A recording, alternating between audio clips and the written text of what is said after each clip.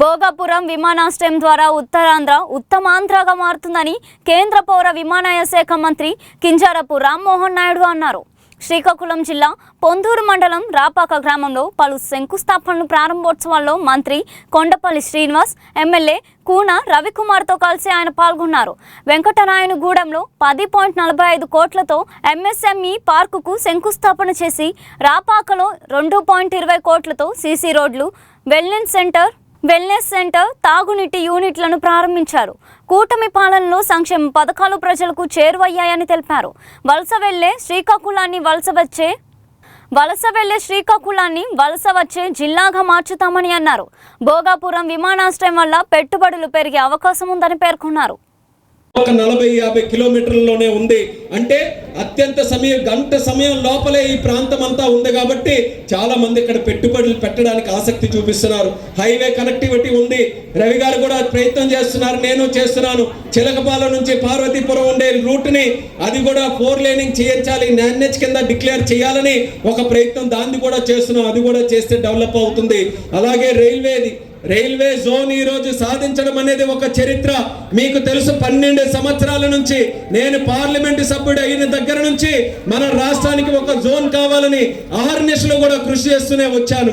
ఒక సందర్భంలో ఇచ్చాపురంలో రాత్రిపూట కూడా స్టేషన్లో పడుకొని దీక్ష చేశాను. శ్రీకాకుళం స్టేషన్లో దీక్ష చేశాను. విశాఖపట్నం స్టేషన్లో దీక్ష చేశాను. పార్లమెంటు వేదికగా ఎంతో మంది అన్నారు, ఇది అవుతుందో లేదో, ఎందుకు రోజు మాట్లాడతారు దీని గురించి అంటే సాధించేంత వరకు కూడా అలుపు లేకుండా పోరాటం చేస్తామని 12 సంవత్సరాలుగా చేస్తే మొన్న జూన్ 1వ తేదీన మన కళ తీరే విధంగా south Coast railway zone Andhra Pradesh కి సంబంధించి ఒకటి ఏర్పాటు చేసుకున్నామనంటే అది తెలుగువాడి తాలూకా పోరాట ప్రతీక అనేది కూడా సందర్భంగా తెలియజేస్తున్నారు. ప్రధానమంత్రి గారి తాలూకా ఆశీస్సులతో, అలాగే రైల్వే మినిస్టర్ అశ్విని వైష్ణవ్ గారి తాలూకా ఆశీస్సులతో ఒక పక్కన జోన్ని మనం ప్రారంభించుకున్నాం. జోన్ వస్తే మనకి కొత్తగా ట్రైన్లు కూడా వస్తాయి. ఇక్కడ దగ్గరగానే పొందూరు స్టేషన్, అక్కడ నుంచి కూడా చాలా మంది ట్రైన్ సదుపాయం వినియోగించుకొని దూరానికి, అలాగే విశాఖపట్నంకి ఏ కార్యక్రమం ఉన్నా వెళ్ళడానికి ఆ ట్రైన్ మార్గం కూడా మీరందరూ వినియోగించుకుంటున్నారు. దానికోసం ఒక ప్రయత్నం చేస్తున్నాను.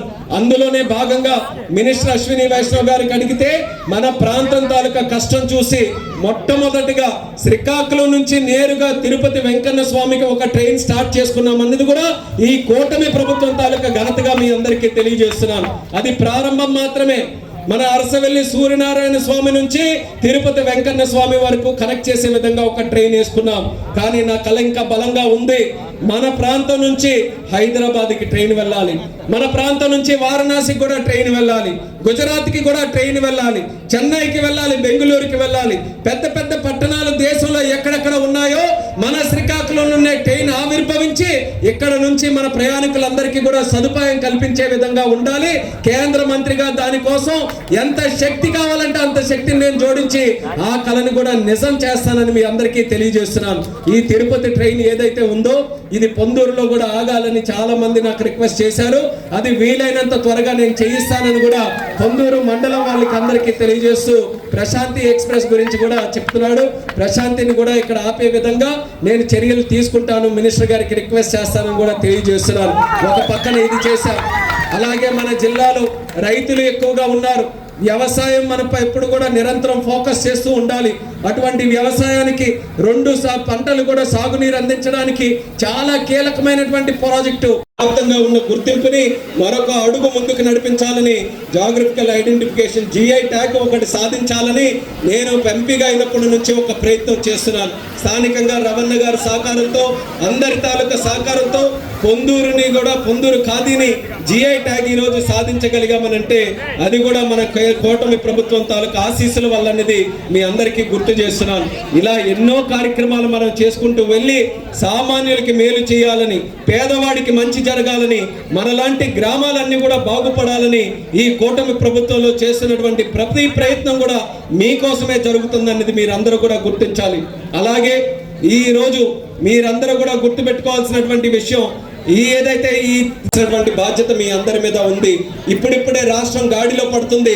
వాళ్ళకి కావాల్సింది చిందరవందర చేయాలని, సర్వనాశనం చేయాలని, దానికోసం ఏ నాయకుడు కనబడితే విమర్శలు చేస్తున్నారు, ఏ ప్రభుత్వం మీద ఏ కార్యక్రమం చేసే దాని మీద విమర్శలు చేస్తున్నారు. కానీ ఆల్రెడీ 5 సంవత్సరాలు గాడి తప్పిన రాష్ట్రం ఎలా నష్టపోయామో ప్రజలందరూ కూడా అనుభవించారు. మీరందరూ కూడా కష్టాలు పడ్డారు.